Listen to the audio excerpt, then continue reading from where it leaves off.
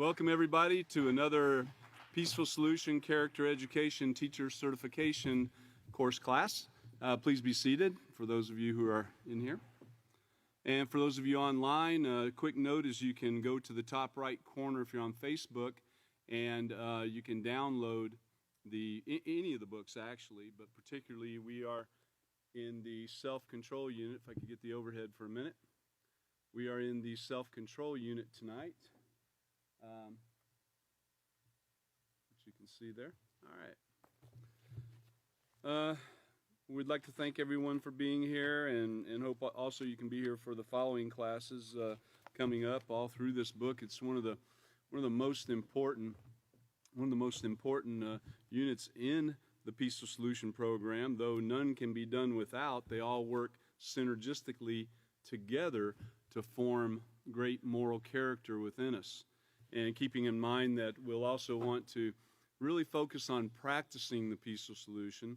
As teachers, as students, whatever the case might be, we want to work at practicing the Peaceful Solution every day and being consistent in practicing the Peaceful Solution. And if we're having problems with it, we can always get with the teacher and talk to them and go from there. So, that being said, today we are in chapter 2, and we'll be starting on page, well, the class is going to start, page 33. We are going to do just a little quick review and then look at the lesson plan also, but we will be starting on page 34 is the page we'll be starting on. And we're going to start where William left off, and it's, the heading says, "Not just skin deep," okay? We're going to stop for a minute and go back here and take a look at the lesson plan. On lesson plan 2, page D, and it's procedure number 4.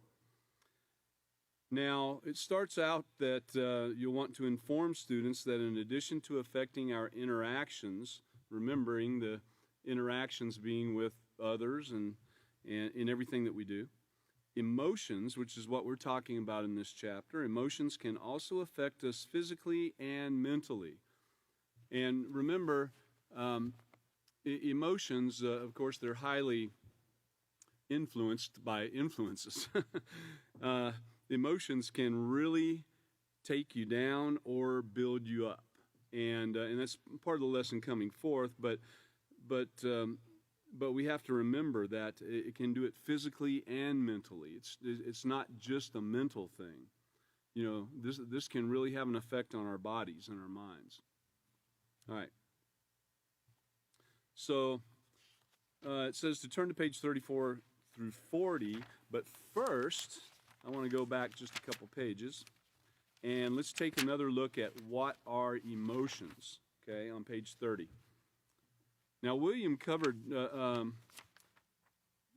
William covered some pages there all the way up through the first paragraph in page 34. And he did a great job in really going into detail. I'm glad he did, and we can move on. But I do want to go back to make sure on page 30, what are emotions? We need to know what these are. So emotions are strong physical and mental responses. So they're responses, physical, mental, both, triggered by what we experience. Okay? By what we experience. I might say by what we have experienced also. Now, a trigger is something that starts a process. Emotions are triggered, so, triggered, boom, someone had to flip the switch, it's triggered by what we hear, see, smell, taste, touch, and think. Now, those things are influences. Triggers can affect what we feel almost instantaneously. And that's why we say sometimes, well, I just wasn't thinking. Well, you were thinking, okay? And just like it says right here, our brain processes millions of pieces of information per second. Emotions can occur without conscious thought and without a split second of the event that triggered them. So emotions can occur without conscious thought, even though we are thinking, our our brain is processing, and it is working. We're not just sitting still. For example, you see a truck speeding at you. You think it's going to hit you, and you feel afraid. Well, you don't have to stop and consider whether you're afraid. You know it right away. And immediately, you'll be going into action. You will automatically experience the emotion of fear because your senses have made you aware that your life is in danger. Other feelings might not be so automatic or as easily identified as fear. These feelings could be triggered by memories. They might require conscious thought.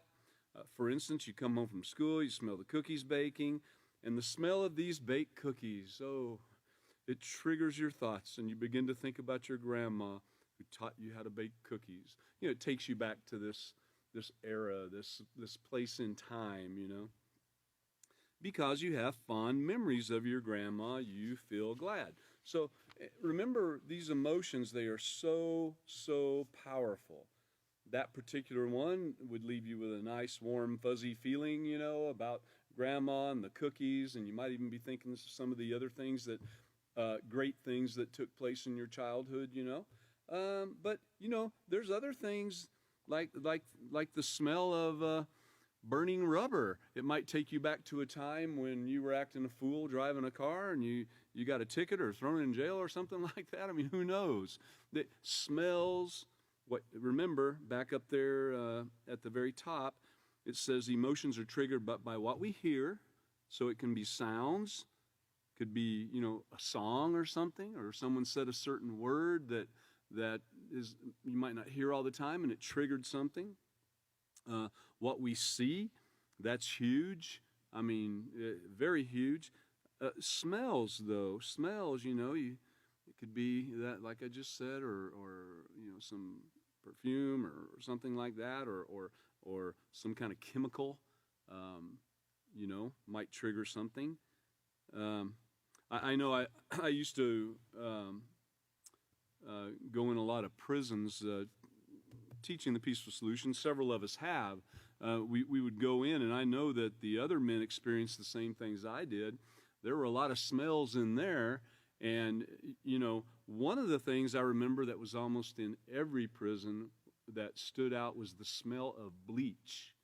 I would smell bleach.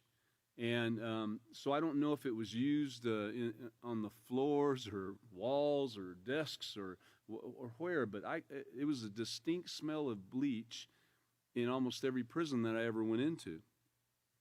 So these smells, taste, touch, and also your thoughts themselves, they're all very, very powerful and can take you to another place and time, okay? Let's keep that in mind. And some of these emotions were gone over, the negative emotions, aggravation, anger. And William really covered the anger, a few of these, the last class. He had the display up there.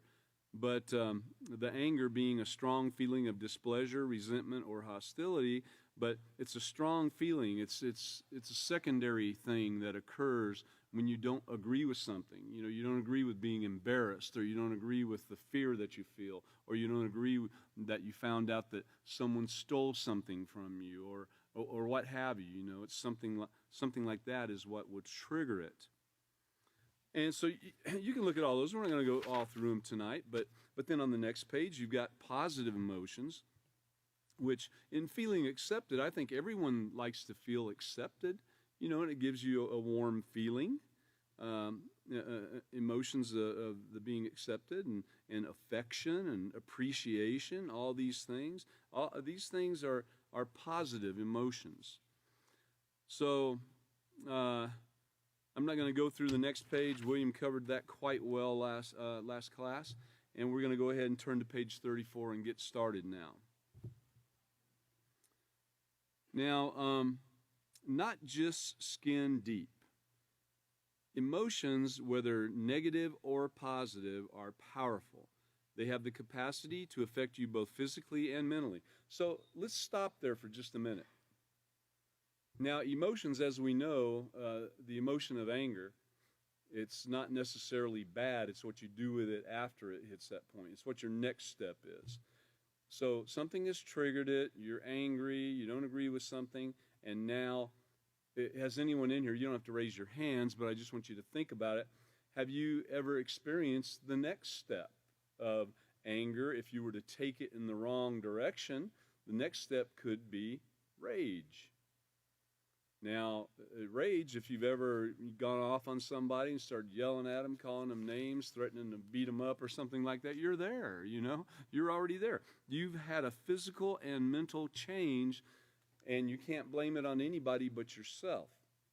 That's something else that we have to think about is that our actions, we can only, put the responsibility for our actions, we can only put them on ourselves. We can't say, well, he made me do it or she made me do it or something. It doesn't work that way. Okay.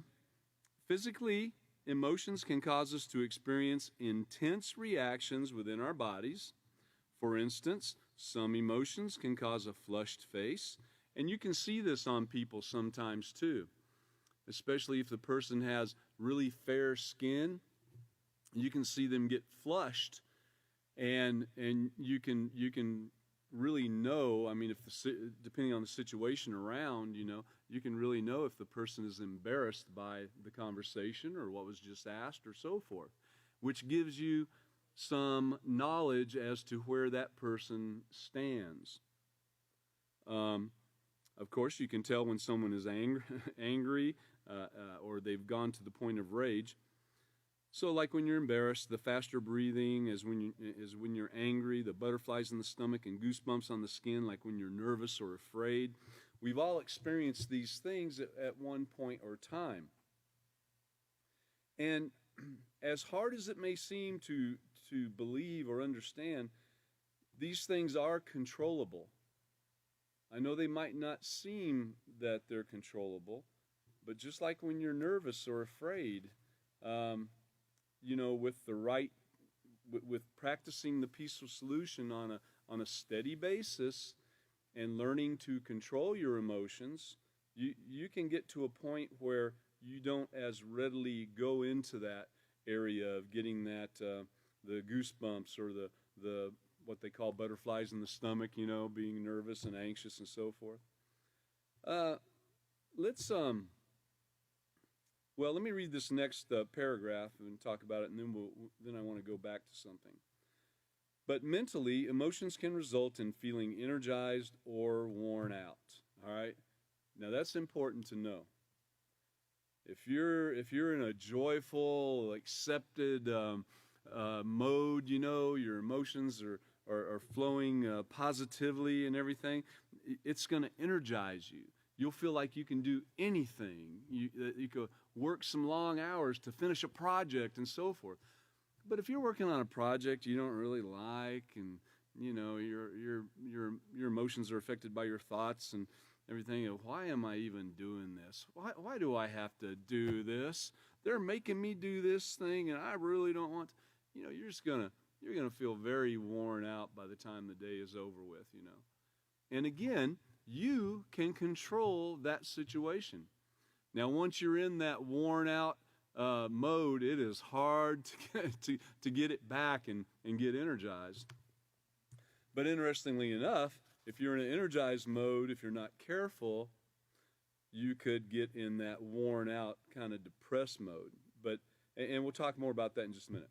But mentally, emotions can result in feeling energized or worn out, satisfied or discouraged, motivated or depressed. And if not managed appropriately, some emotions can result in serious physical and mental illnesses.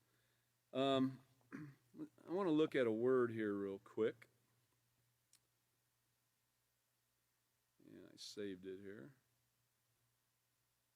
I'm going to read it. I've got it right here on my phone, but that word depression, here's one of the examples of depression, or the symptoms. One of the symptoms must be for depression is a depressed mood or loss of interest. Get this, loss of interest or pleasure in almost all activities. You just don't care anymore. You don't care if you eat. You don't care if you if you know, go to an appointment that you've got that you really need to go to. You don't care if they're coming to kick you out of your house, or you just don't care. It's kind of like you're like, whatever, I just want to sit here and die. I mean, that's kind of how it can get. And I'm sure there's several of us in this room that have had that feeling before, that depression. I know I have. It's been a long time. Ever since I've started practicing the peaceful solution, I can't say that I've ever had what I would call really depression. I would say that I've been displeased sometimes with some things and so forth, like normal everyday business. It's just like the anger. You're going to get angry from time to time because you're going to disagree with the way things are going sometimes. But you can be positive, you can have conversation, and can work together to overcome these things rather than flying off the handle and going into rage, I'd like to remember, I don't know if you've got your character unit with you. If you do, you can go back to page 60. Page 60 in the character unit is about influences and, of course, how the values play an important part in this, but in character, but we're talking specifically about influences. They're all around us. And in the first paragraph, it says you must be aware of how influences affect the things that are important to you. An influence is something or someone that has the ability to affect your attitude, your way of thinking, your way of feeling and behaving. So it covers all those things, and that's what we're talking about right now. We're talking about the way we feel with the emotions and the way that we behave with our actions. So we have to remember about these influences. And remember, in our first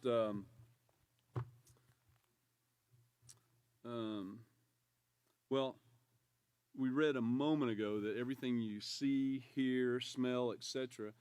Let's see. Whether you realize it or not, you are constantly being bombarded with influences. Everything you hear, experience, and see, as well as every interaction and every conversation that you're part of, they all have the potential to change the way you think and feel about the things that you value. All right?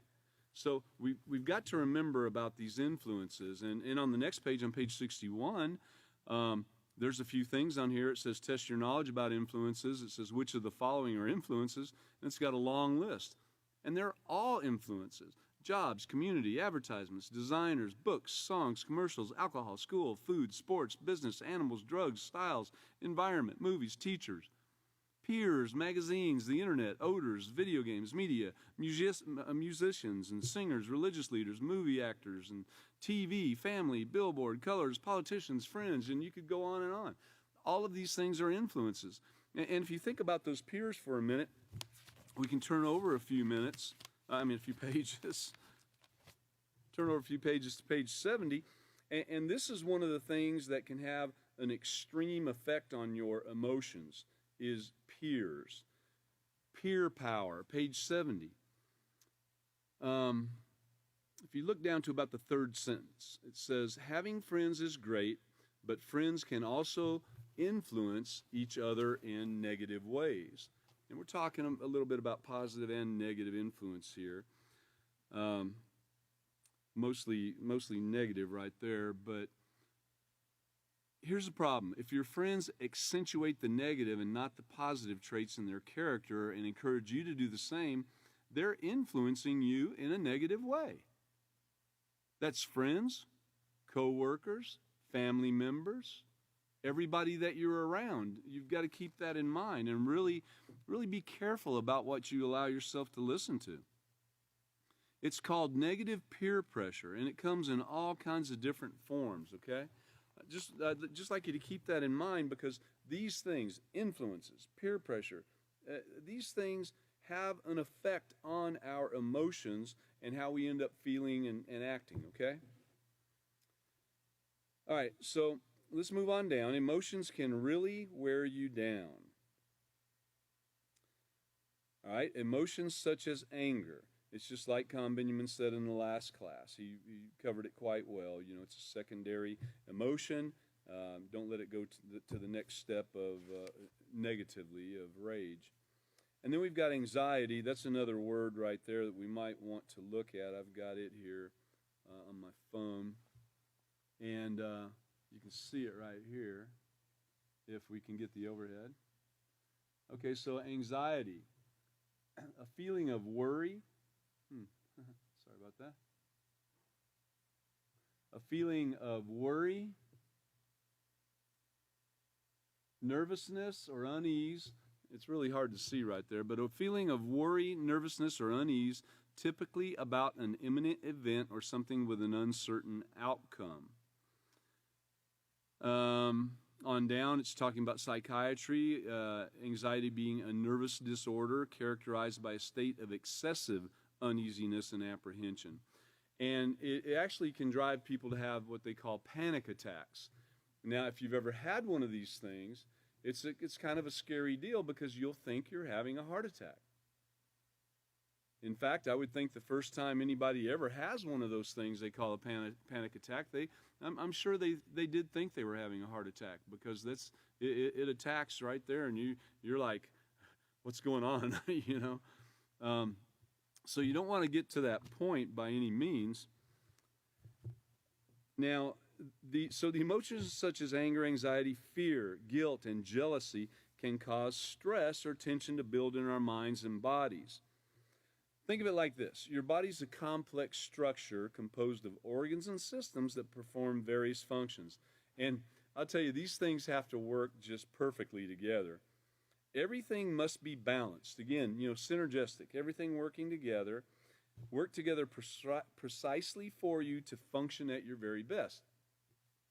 Yeah, if something's not working properly, it doesn't mean that you're just going to die right there. It just means that you're going to have some misfunction in your body. I think William called it dis-ease. You're not going to have ease in your body.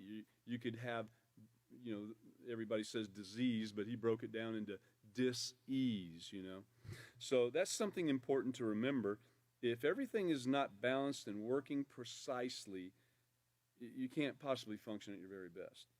Your mind must be healthy in order for your body to function well, and your body must be healthy in order for your mind to function well. Let's stop there for just a second, and let's see. I'd like to go actually page 1. Page 1 in our self-control book. Page 1 in our self-control book. It's the introduction. And an important thing is said here. How you think about yourself and others, how you handle emotions, and whether or not you study, of course this book was initially created for school grade, but they all hinge on your ability to get this, to practice self-control. Now, the thing that's so important about this right here, if you go back to page 34 and you look at that word stress.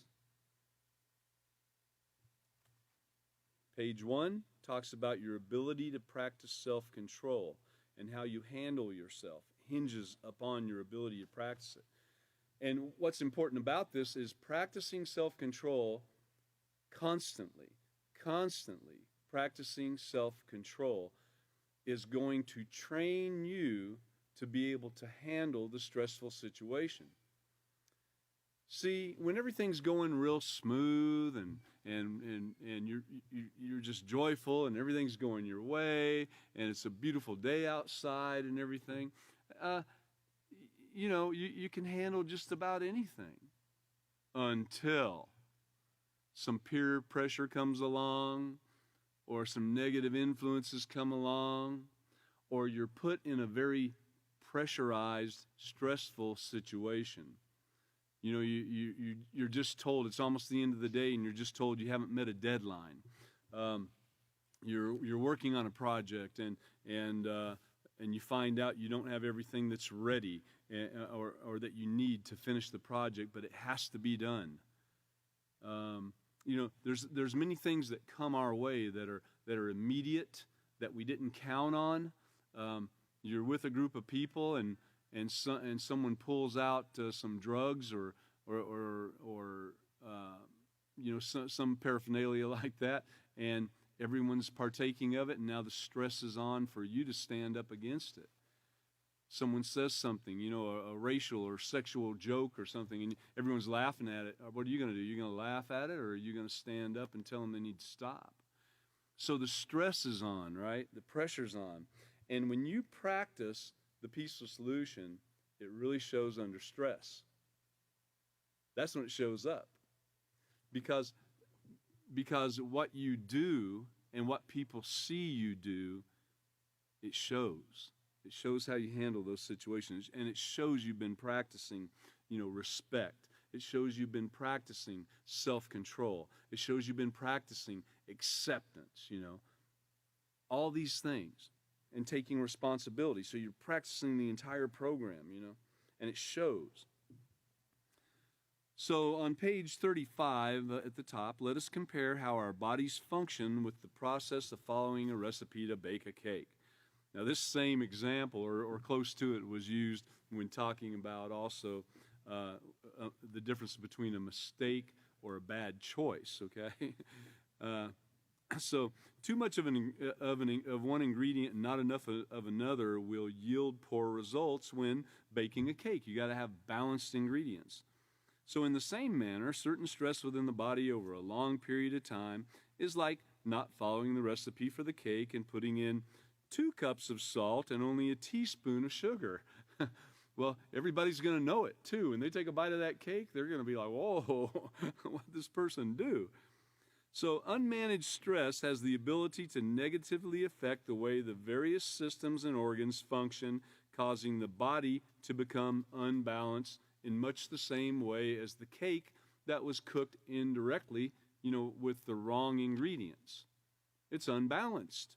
It doesn't work. It's not functioning to the best of the ability. You couldn't function. Stress affects physical organs like the heart and the stomach, and can lead to ailments such as high blood pressure, stomach ulcers, and headaches. Now, some of these things mentioned, there's other things that go along with it to cause that, just like we know stomach ulcers can be caused by, different bugs in your stomach, so to speak, as well as headaches, as well as high blood pressure, and so forth. But stress definitely has an effect on how we handle things and how our body handles things. Stress can affect the immune system. The immune system keeps us healthy by fighting off germs and dis-ease, as William said. Reports indicate that mental stress can weaken the immune system, leaving us susceptible to all sorts of ailments. I don't have any of those articles with me tonight, but you could go on any, what they call a health website and look up a lot of this, in that the immune system is affected by these things, by the wrong food, by the wrong drink, by stress, and by your lifestyle.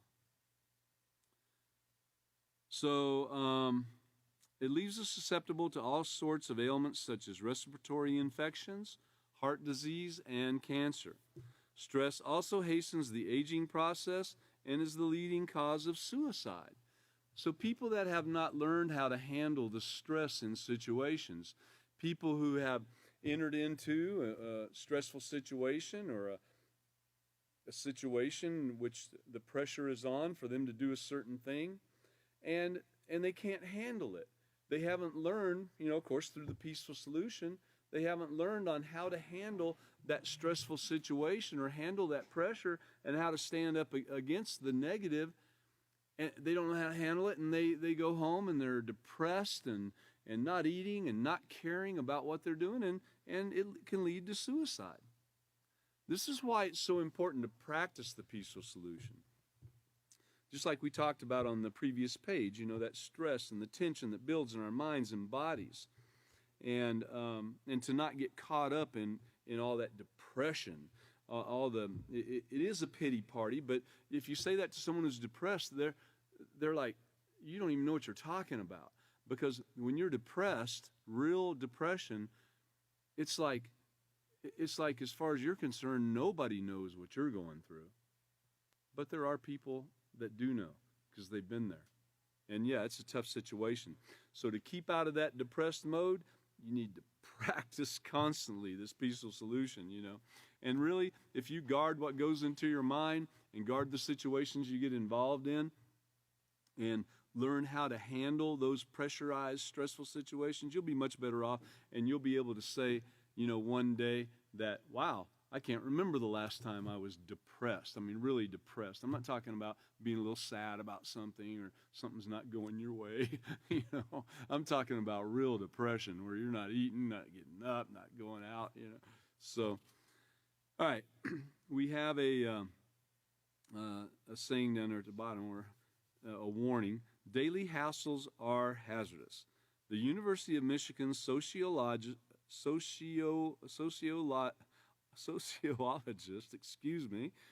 Lois Verbrugge, who followed the daily lives of 589 men and women, I don't know for how long, but found that daily irritations triggered bad moods, which in turn were followed by physical troubles.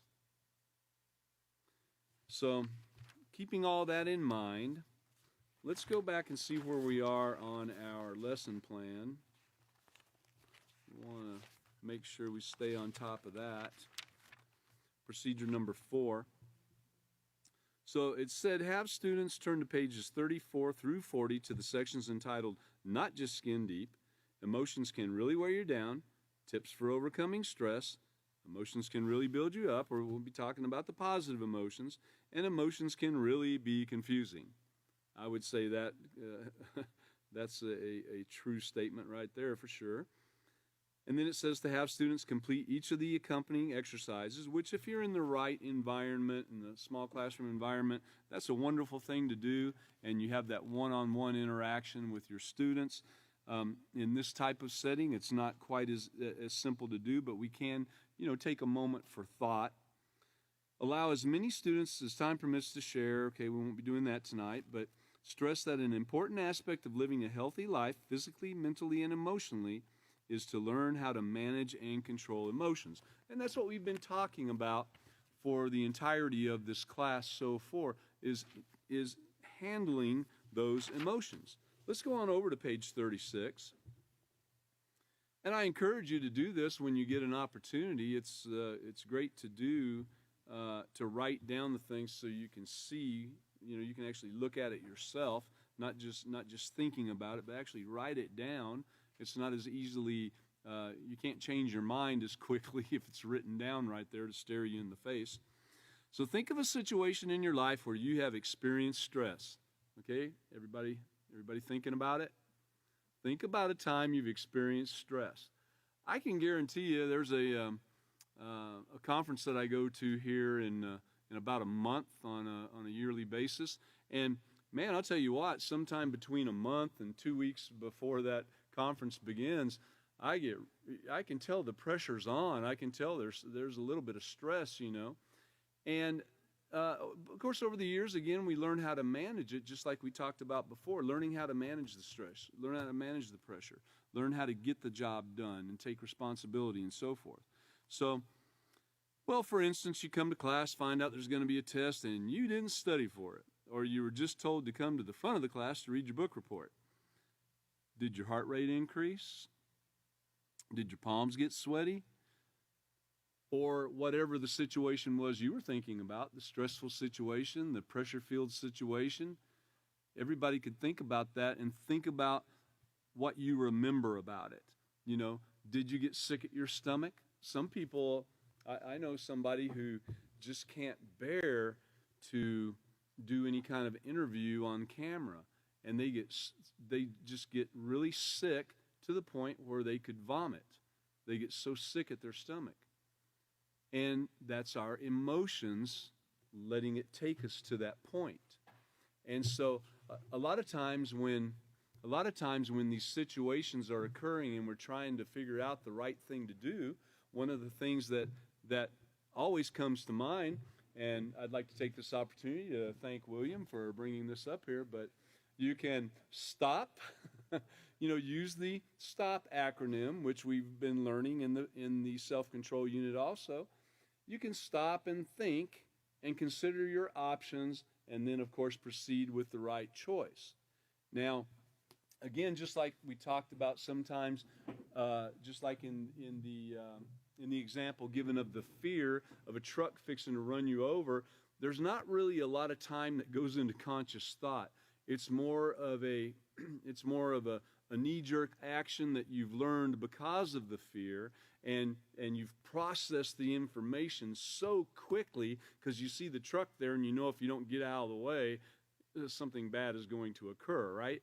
So, but to have, in most situations, to be able to stop and think and then consider those options. You know, what really can you do? What's the best thing? And sometimes you might have to pause a little bit and even tell the person you're dealing with, if there's a person involved, you might have to tell them, hey, you know, stay with me here a little bit, but give me a little bit of time. And or if it's a situation you're thinking about what to do, you could also call someone very close to you that you trust their counsel, you know, their advice, and get advice on it before you make a decision on what to do. That's the proper way to do it. Of course, if you're practicing the peaceful solution like we talked about earlier, if you're practicing it consistently, these things are going to come to you much faster. You won't have to really, you know, won't have to worry about it too much, not get too stressed out. Okay, so I hope everybody had an opportunity to think about a stressful situation in their life, and if their palms got sweaty, if they felt like puking, or if they got upset, or what the situation was. All right, let's go on over to page 37. Now, here's a few things that you can do to help the stress a little bit. You know, some of them I've tried, really about all of them. Let's look at the first one. Now, laughing 10 times a day. I looked this up earlier. I can't really read all the benefits of it, but laughing at least 10 times a day has many benefits. Not only does laughter put other people at ease that are around you, unless you're, you know, laughing hysterically like a clown or something, that might put people at dis-ease. But it'll usually put people at ease, and it makes you a little more approachable, you know, for people who want to know a little more about what you have to say. Laughter also helps the stress go away. You know, it puts you in a little bit lighter mood. It's kind of a natural thing. I know a lot has been said about smiling rather than frowning. It takes a lot more energy to frown than it takes to smile. And if we can remember that, it can really help your general attitude, your general sense of well-being. And then you can be an influence to others on how their emotions, how they let their emotions affect them. You can be a positive influence. Drinking more water. Well, they even say laughter can help you, your health, as far as, I know people in a hospital, I've heard of tests they did in a hospital in a cancer ward where they played, you know, funny stuff all the time. People were laughing and all, and the ones that had the humorous things to look at and think about and laugh about did quite better than the ones that were not doing that. Drinking more water, that's a big deal. Now, can any of us really say today that we drank as much water as we probably should have? I know I got a big X on that one, because it's something you have to think about doing. It's a little bit easier in the summertime when you're, you know, very thirsty, you've been working and so forth, you know, and you're going to run for some water because your mouth is dry and all that. But, you know, in the wintertime or some of the milder times of the year, you've got to push yourself to drink the water, you know. You got to make yourself do it, because stress dehydrates the body. This is not only about the stress, though. If your body is not hydrated properly, then the stress is going to affect you worse. So it has a dual-fold effect here. Drinking more water. Stress dehydrates the body, but drinking more water, hydrating the body, helps reduce the stress. So, keep that in mind, because and a lot of our ailments that we have, I might add here, are due to the lack of water. You can be having and water is one of the quickest things to see a healing effect out of. What I mean is it's instantaneous a lot of times. If you're thirsty and you take a drink of water, what occurs? You're like immediately, wow, I needed that, If you have an ache, what's the matter with me here? And you got some sharp pain here, and you think about it and you say, I haven't drank enough water today. Drink that water. It can go away immediately. I mean, try it. If you've got some pains that are really affecting you, go drink some water. If this class is creating a pain for you, well, drink some water. It won't be as much stress. You can take this positive information and use it to do away with your stress. Maintaining a positive attitude. Now, maintaining a positive attitude and being overly optimistic aren't really the same thing. You can maintain a positive attitude about everything that you're doing. You can maintain a positive attitude even if you have a serious, stressful financial situation. You can have a positive attitude about that, You can look at your house or your tent or your dwelling and think to yourself, man, this place is ragged and run down, and what in the world am I doing in this place, That's negative. Or you can think, man, I sure am thankful to have some place to stay, because there's a lot of people, especially in this day and time, in war-torn countries that have no place to stay. They have no hope. They have some hope, and it's a peaceful solution, but they don't know about it yet. So they haven't actually experienced that hope yet. But maintain that positive attitude. I know occasionally a person I know gets a little overly optimistic when they're thinking about certain things that they can do in a day's time, and they're like, yeah, okay, let's go do that, and at 2:00, and along the way they really didn't realize that the other thing they had already committed to, it wasn't going to be done at 2:00. It was going to probably be done closer to 3. But they were a little bit overly optimistic in their thinking about it. So we don't want to go quite to that point, but we do want to be optimistic, and we do want to have a positive attitude. Also, identifying the feeling associated with the stress and dissolve it. Deal with it. Just deal with it, man.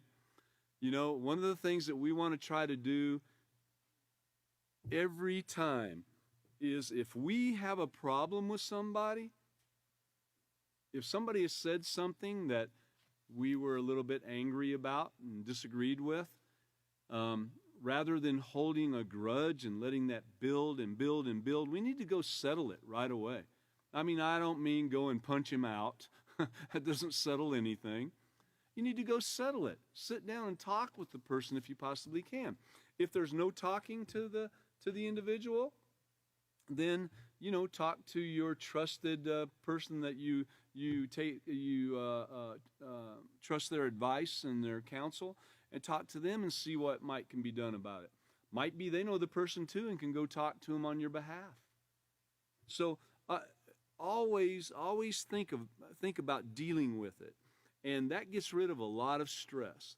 Also, by having a list of things that you need to do in a day's time and marking those things off as you get them done, I'll tell you what, that helps with the stress too, because you can see you're getting something done. In fact, just writing the things down helps with the stress level, because you can kind of plan your time and not be overly optimistic on some of the things that you want to accomplish. Focus on the here and now.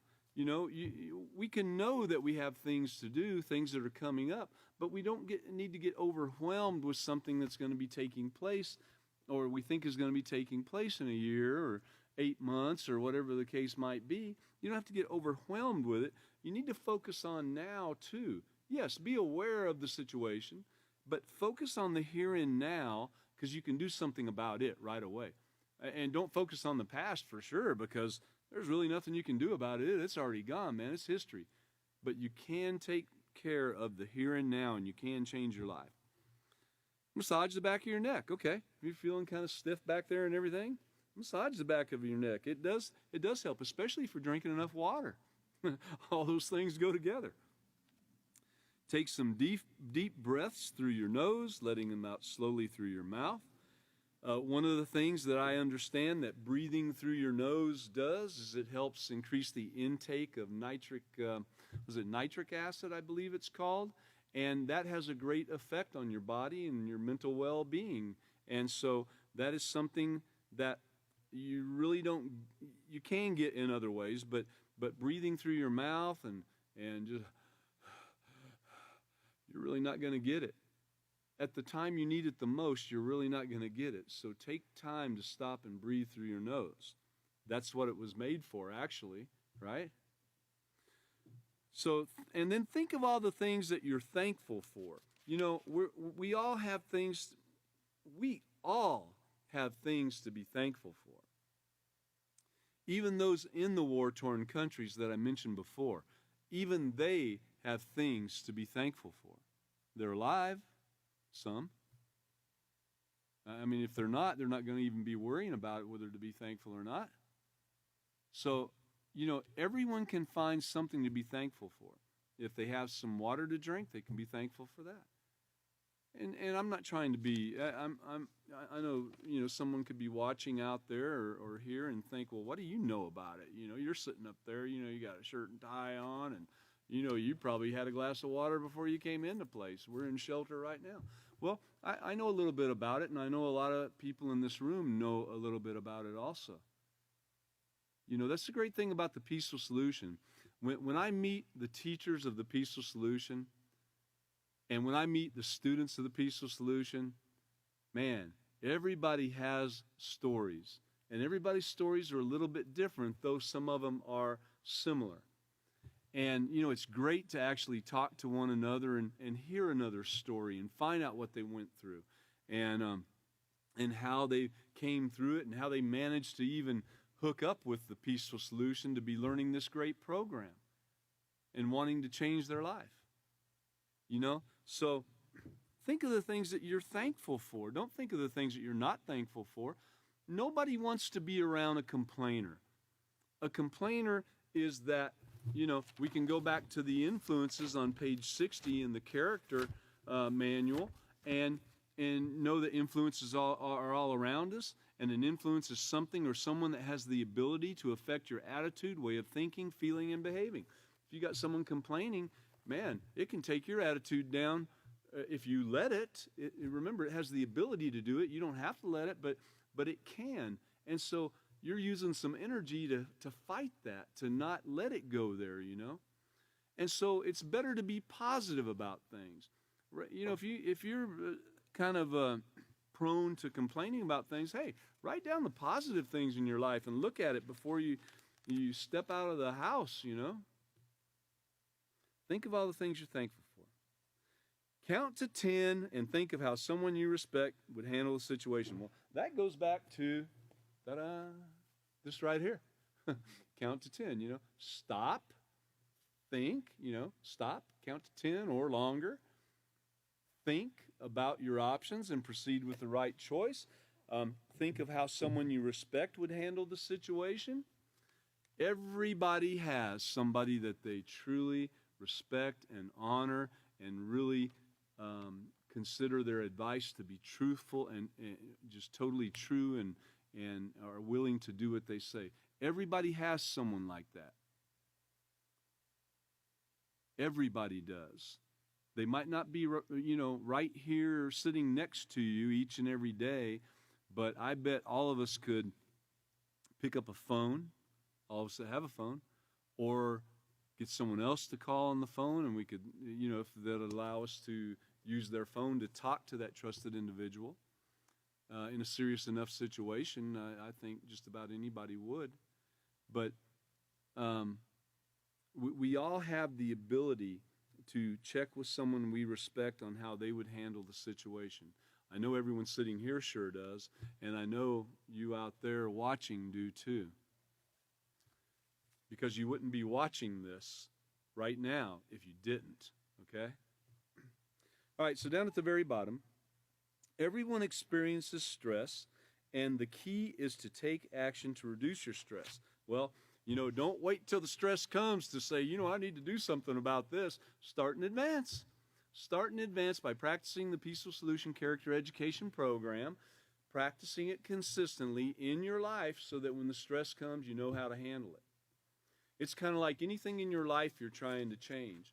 I knew a guy once who was trying to, I knew a bunch of people that were trying not to shake hands during the COVID when it came along, but I knew a guy before that he was really trying not to shake hands with people because he already knew and was quite aware of how diseases, and how many things are passed between people just by shaking their hand. Because, some people don't even wash their hands after going to the bathroom and so forth, So it took work. It took constant effort to not do the thing that everybody expected, the expected thing, and to not shake hands. And to deal with the discomfort or embarrassment of not shaking hands when somebody stuck their hand out and you could tell they were kind of, he doesn't want to shake my hand, So it took a lot to deal with that for the man. But he did it and got used to doing it. And so once he was used to doing it, it was a no-brainer. It was very easy for him to do. I remember him telling me that one of the ways he found to keep from shaking hands, and I'll tell you, even in this time right now, even though the masks are off for the most part, and people are, going in and mingling amongst each other and everything, and I see a lot of handshaking and everything going on, but people need to be aware that handshaking could be a problem for them in the future, because it doesn't stop with COVID. There's all kinds of other things that are passed by shaking the hand. But anyway, it takes some effort to do. And he said one of the things that he did was he always made sure he had, if he was going in and he was going to be around people, he always made sure he had like a book in his hand, or a couple books in his hand, or a pen in one hand, a book in the other, or one hand in his pocket and a book here, or that he, if someone was come up to him, he thought the handshake deal was coming, he might go cough in his hand. Well, and that would tend to make the people not even want to put their hand out there and shake and so forth.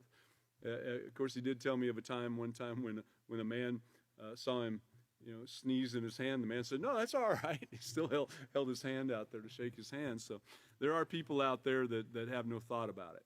All right, didn't mean to get too far off into that, but just be aware. It's all part of self-control, that too. We've got a few more minutes. Let me get started here on page 38, and we'll just kind of give a real quick overview there, and I think Catan will be the next teacher, and he can go into detail on this.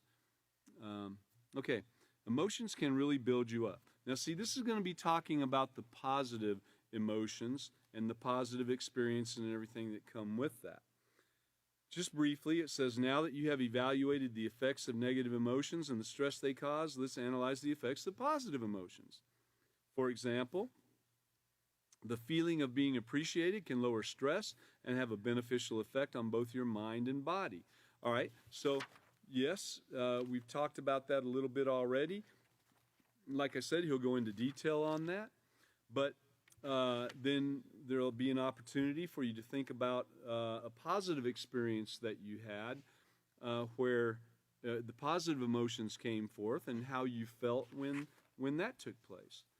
Then as we move along through the chapter, he'll be covering, or someone will, one of the next teachers, will be covering emotions can really be confusing, because there are some emotions that kind of, when they take place, they can be right there on the line, and you can feel joyful or sad almost at the same time, So there's some that you'll have to probably get in touch with your trusted advisor again when you have a confusing emotion, that you can get some help on clarifying it, on working it out. And then responding. We're gonna stop right there, but it's all in the way you respond. We're going to go into that. I think let's see, somebody was a little bit of a spoiler on one of the last classes, so I might as well go ahead and say it too. But, even controlling your positive emotions so that you don't hear that you won some money and, waving your hands around and you knock off an expensive jar or something. So, anyway, with that in mind and the great things coming forth and talking about the positive emotions and all, we'll go ahead and close class for tonight. Keep in mind that the next class is going to be on 3/20/22. That's on Sunday afternoon at 5:30. And we look forward to that. I believe Katan will be the teacher, and we'll go from there. Look forward to seeing all of you again, and thank you for coming tonight.